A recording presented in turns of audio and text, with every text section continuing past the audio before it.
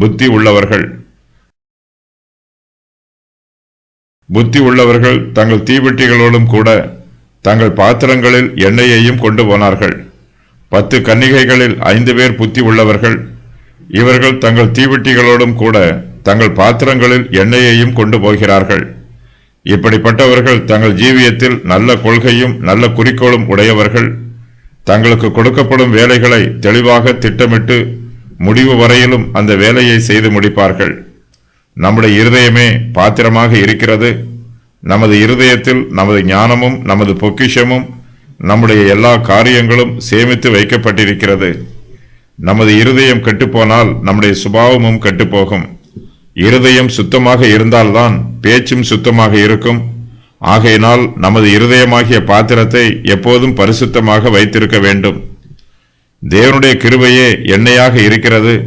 நமது இருதயம் என்னும் பாத்திரத்தில் தேவனுடைய கிருபை நிரம்பி இருக்க வேண்டும்.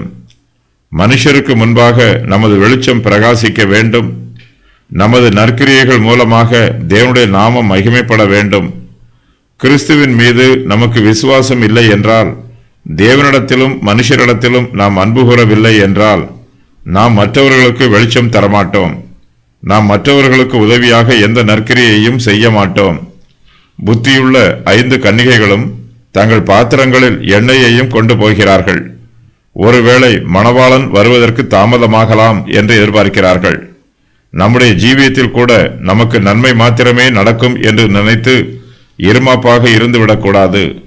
உபத்திரவம் வருவதற்கும் நமக்கு வாய்ப்புள்ளது என்று எதிர்பார்த்து அதற்கு இப்போதே ஆயத்தமாக இருக்க வேண்டும்.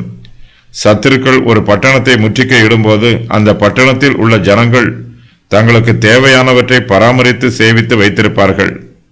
அதுபோல சாத்தான் நம்மை முற்றுகை இடும்போது அவன் மீது ஜெயம் பெறும் வரையிலும் நமது விசுவாசத்தையும் தேவ வசனத்தையும் நமது உள்ளத்தில் நிரப்பி வைத்திருக்க வேண்டும்.